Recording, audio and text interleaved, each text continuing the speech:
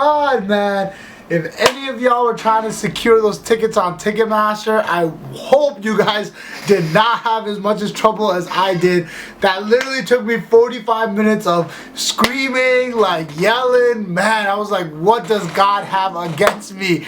But your boy is secured. I'll see y'all at game 1 and if needed, at game 7. Need to welcome you guys back to New York or Nothing. Today we getting back to the New York side of things.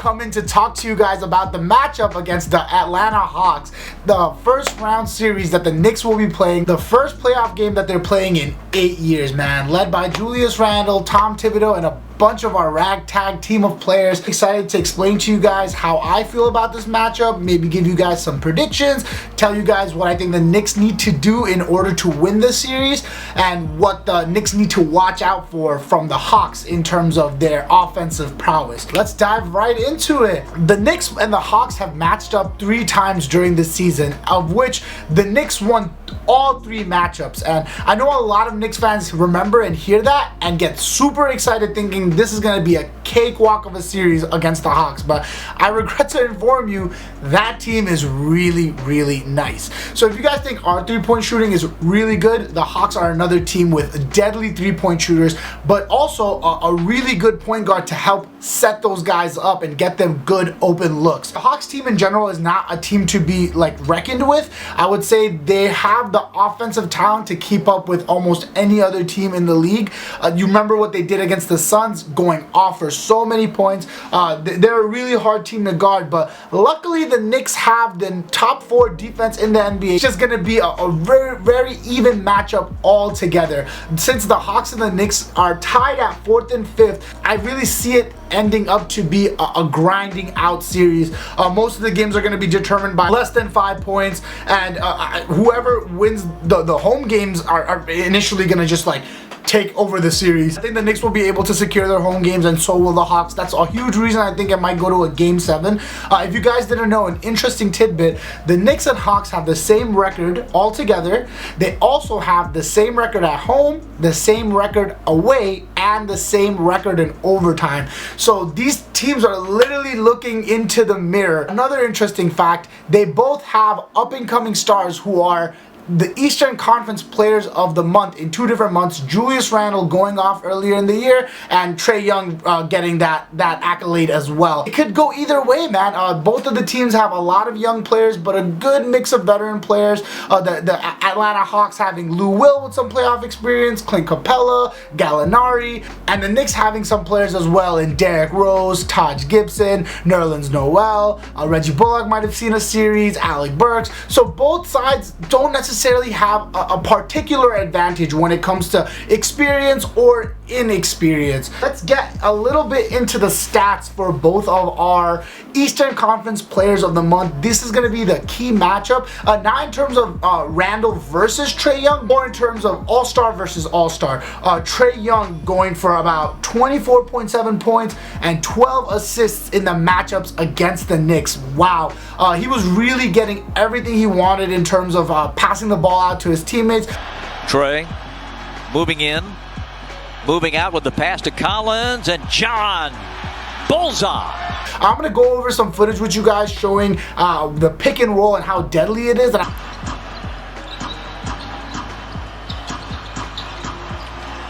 Trae on the lob to Capella. I'm going to give a little bit of time to specifically focus on the 2-man game between Clint Capella and Trae Young and how that's one of the deadliest combos in the NBA right now with their pick and roll.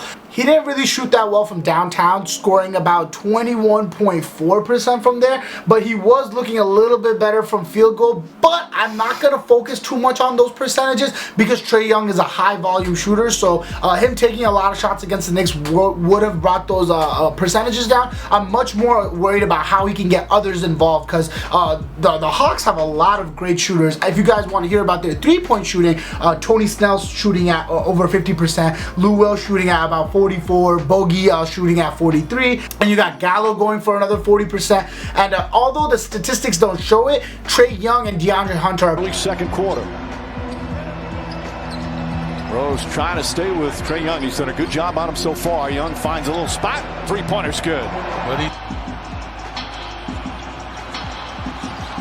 Hunter dials in a big league three. Both lethal from three as well, so they have a few shooters who could get open and cause a lot of problems. But on the other side of the team, we got Julius Randle, our all-star, who has done similar to what Trae Young is doing in terms of getting the other players involved. Randle had 28 and 17 and 9 on these guys. Block straight up and helping them get better. But I would say Julius is a little bit more of a threat to score against the Hawks. The matchup against John Collins is something he's been feasting on, going for about 44 points in the second game. He just took over. They played the Spurs. At one point they were down 42, and he got on them in the post-game media session as Julius Randle nails the three-pointer. And if you watch the highlights, and I will be going over a little bit of the film between Julius Randle and the Hawks, man, he was getting a little bit of everything he wanted, and the Hawks really just can't guard him. What? he thought about it, and perhaps he heard you, Clyde, as Randle inside the arc. And Clint Capella is a great big and gets in between the spaces, but Randle just doesn't need that much space to operate, taking a lot of those baseline fadeaway shots that John Collins simply cannot guard, and Clint Capella has a hard time guarding as well. So I think one of the key matchups is going to be Julius Randle going for a lot of points. Unlike Trae Young, though, I love Randle's field goal percentage and three-point percentage against the Hawks, both being above 50%. The three-point percentage being exactly 15%, shooting 13 for 26 in the 3 games against them, and then his field goal percentage being about 58%. So Randle has been known to eat against this team. One thing I might be a little bit worried about is Randle might be a little slow to start in game 1. We saw after the All-Star break, when he gets a little bit of time to rest, he gets slow to wind up a little bit. Randle has shown that he plays much better playing back-to-back, playing non-stop, and just really hustling for the points. So Trae Young versus Randle is going to be super interesting, but I know it's not Trae Young versus Randle. Let's talk about the secondary players that these guys might be actually seeing. We have Julius Randle for our big. On their end, they have John Collins, who has been pretty solid and a budding player on the Atlanta Hawks. I think going for about 18 points a game, 7 rebounds a game, and he could really hit it from 3. I wouldn't say he's really a defensive threat against Randle, and we should be able to do a solid job of containing him. Containing him means keeping him to about 15, 16 points, 14 points. We don't want to really see him go for anything over 20 points. So hopefully the Knicks can do a good job at maintaining him. And then we have our guard,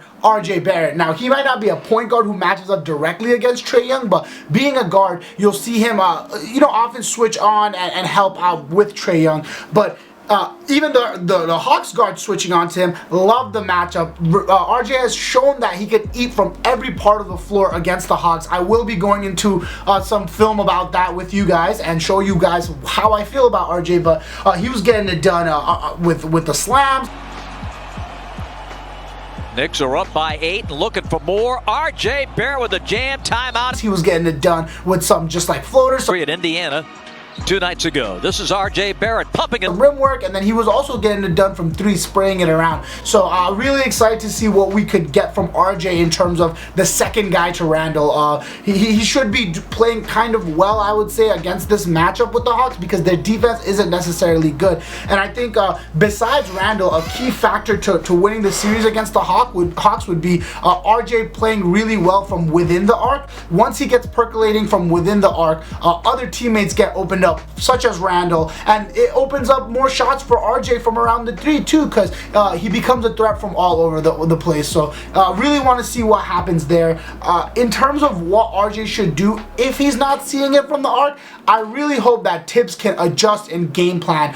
We haven't seen him adjust too much through the regular season, so I'm not too confident about his offensive schemes to get open shooters, but I really hope that he can utilize RJ in ways other than around the rim. He should be able to use RJ as a catch and shooter, as he's shooting 40% from 3.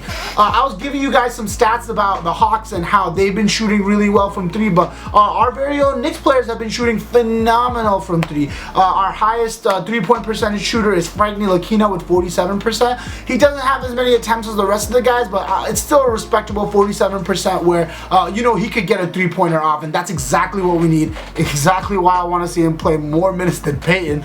But besides him, Burke shooting from 41, Randle shooting from 41, Rose, Bullock, and RJ also shooting from 41. So we have about literally 5 shooters who are shooting from 41%. And then we got Emmanuel quickly rounding out the team at like 38%, which is very respectable. And I want to say the Knicks are like the top 3 3-point shooting team now.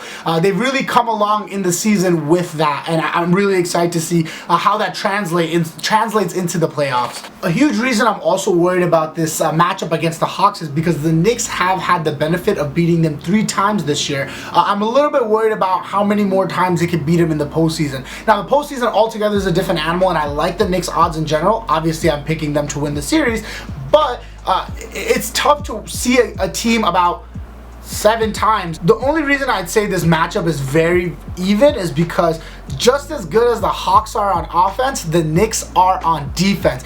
Being a top 4 defensive team, being able to hold down teams to about 100 points, a little bit over 100 points, and their offense has really come into their own. That's the only reason I put the Knicks a little bit ahead, because the Knicks offense is much better than what we've seen from the Hawks defense. Now, they have some great players in Capella, DeAndre Hunter, who could really cause some problems and matchup issues, but in general, their defense isn't anything to really get too excited about. Nate McMillan has been doing a way better job than Lloyd Pierce altogether. That's another reason I'm telling guys not to get too focused on that 3-0 in the season.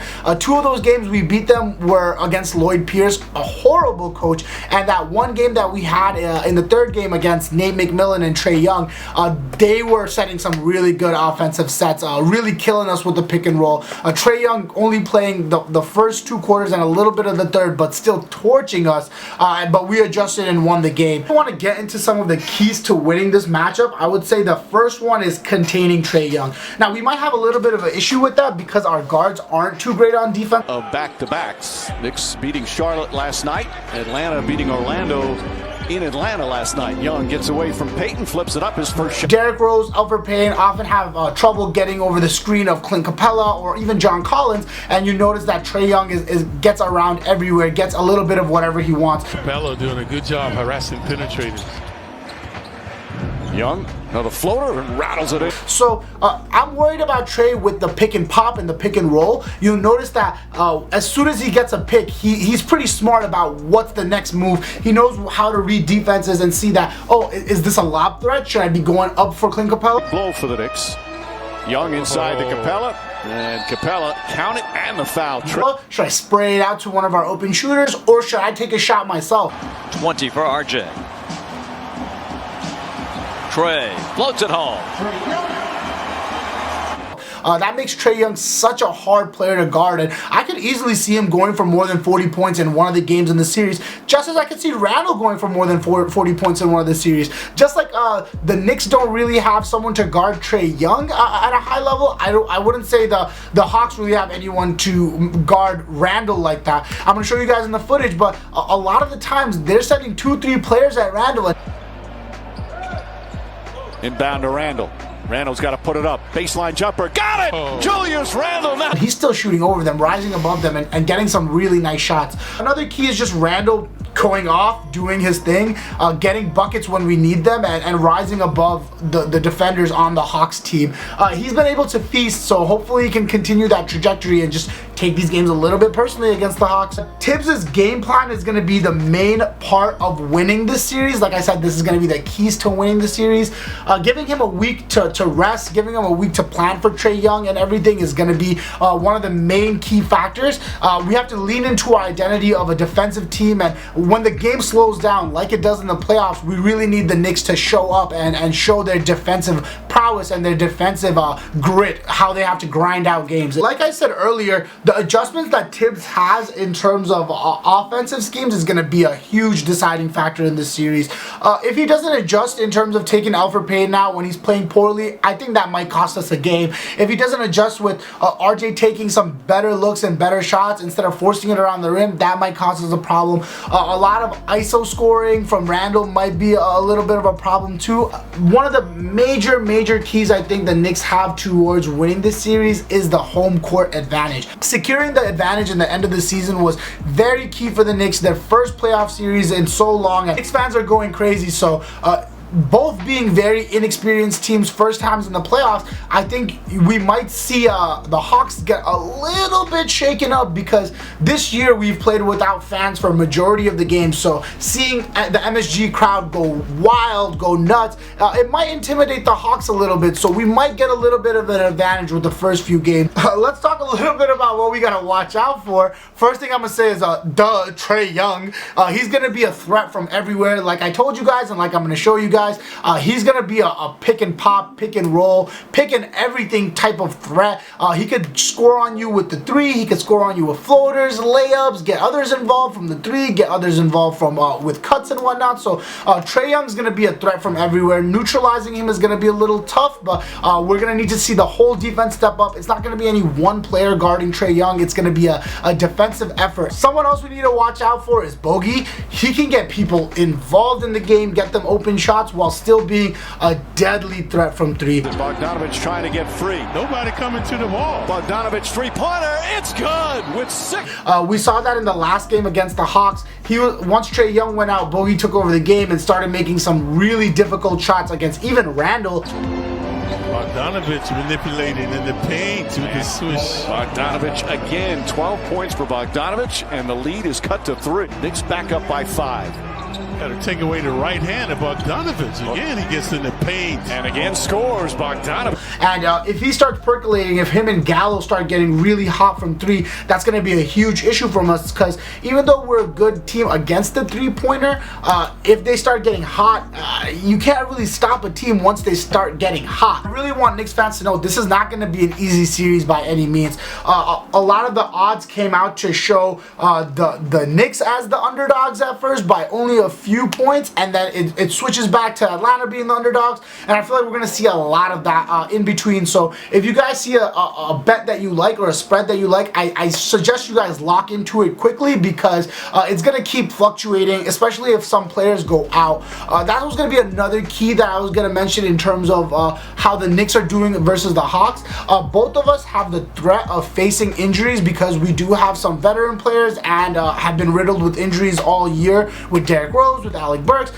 But I do like the Knicks' chances a little bit more, just because they've been healthy all season. The Hawks have been in and out all year. We don't know if DeAndre Hunter is going to re-aggravate something, or if someone else is going to have a problem. So I like the Knicks' chances with that. But again, with injuries, it could go anyway. Injuries are always freak accidents. Nobody wants to see any of that happening. One of the last factors I want the Knicks to focus on in terms of making sure we can close out this series against the Hawks is the cold stretches that we have. And this was very prominent in the last few games of the season against the Spurs, the Hornets, and the Celtics. It wasn't even the other team's defense being really good, more as it was just the Knicks offense getting in the way of itself. Like I said, I really want to see Tibbs make some good adjustments to help get our shooters open, to get Randle more open, instead of just putting the clipboard with a smiley face of Randle or a smiley face of Rose. I want to see more offense be initiated by the team. How do you guys feel about this Hawks and Knicks matchup? Are you guys excited about the Knicks getting the 4th seed? And lastly, are any of you guys going to be at the game? I'm really excited to see how the Knicks fans show up for MSG for the first playoff game in 8 years. Really want to see our guys show out and win this game for New York, for the fans. If you guys like my content and want to hear more about the NBA or just New York sports content in general, make sure you guys are liking, commenting, and subscribing to my channel. Quickly, I just want to shout out Sabrina from the New York Liberty for having the 9th triple-double in WNBA history, and one of the youngest women to ever have a triple-double in the WNBA. She's been a delight to watch play, one of the best athletes in New York City right now, period. And the Liberty are off to a 3-zip start. Really excited to see what they have to do this year, already beating their win total from last year where they went 2-20. Really bad to watch, but they're playing without some of their key pieces, but still looking really good out there. A nice and young, talented player in Sabrina, and really excited to see what she has to offer as the future goes along. I want to shout you guys out for always showing support, liking and commenting on my content. You guys are the best. I always have so much love for you guys. Like I said, I will be going over every Knicks playoff game, so super excited to sit down and chat with you guys about that. Hope to see you guys after the first of many Knicks W's. Peace. Love you guys.